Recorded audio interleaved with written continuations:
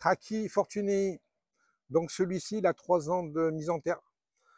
À cet emplacement, il y avait, il y a quelques années, le Yucca rostrata qui s'est pas du tout bien acclimaté. Il est vrai que sur la période hivernale, à cet endroit-là, il n'y a pas de soleil.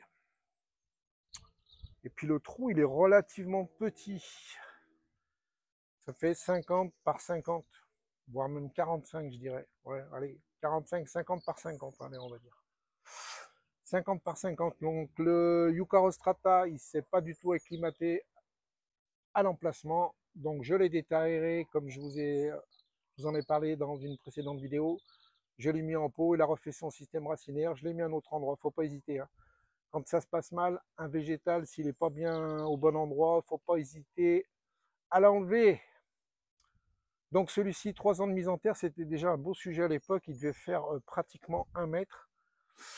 Et là, en l'espace de 3 ans, les palmes les plus hautes, on doit taper sur du 2,80 m à peu près. Ouais, 2,80 m. Allez, on va dire entre 2,50 m et 2,80 m. Donc toutes les années, plusieurs palmes. Acclimatation sans problème ici, faut pas hésiter. Hein. Je vous rappelle qu'on est en climat semi-montagnard. Pour ceux qui l'auraient oublié, donc bon. Mais ici, bon, petite coupure. Parce que là, j'ai raconté n'importe quoi. Donc, climat semi-montagnard, ça, faut pas hésiter. Non, là, ça va pas. Alors, différence. Non, on bloque. Je vais la couper ce morceau.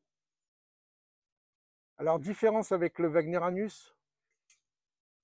Alors, essentiellement au niveau des palmes. Le tronc, c'est quasiment le même. Par contre, on voit qu'au niveau des palmes, elles sont beaucoup plus grandes. Je ne sais pas si on se rend bien compte sur les vidéos, mais les palmes, elles sont immenses, quoi. Ça fait vraiment des grosses palmes. Elles ont tendance à se coucher d'ailleurs. Vous voyez, elles se plient au niveau du feuillage. Donc la palme en elle-même super grande par rapport au Wagnerianus, et puis la tige qui supporte la palme, c'est pareil, hein, c'est des grandes tiges avec la palme qui se trouve juste en bout de tige.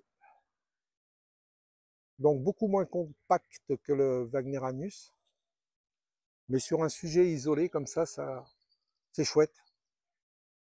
C'est chouette. Donc au niveau du sol, pas d'exigence particulière. Donc comme je vous l'ai dit, celui-ci a été planté à la place d'un rostrata. Lui, c'est parfaitement acclimaté à son nouvel emplacement. Le rostrata pas trop.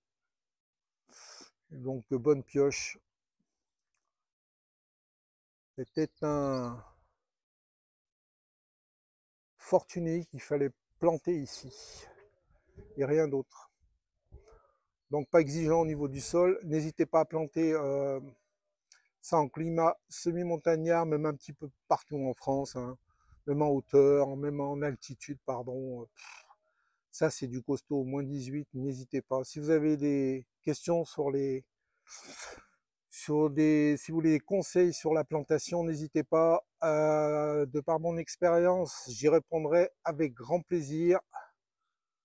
Je vous tuyauterai sur quelques astuces si vous avez des doutes. Donc n'hésitez pas à poster vos commentaires et vos questions, j'y répondrai avec grand plaisir et je vous dis à très bientôt pour une nouvelle vidéo sur la chaîne du Jardin du Dauphiné. Bye bye.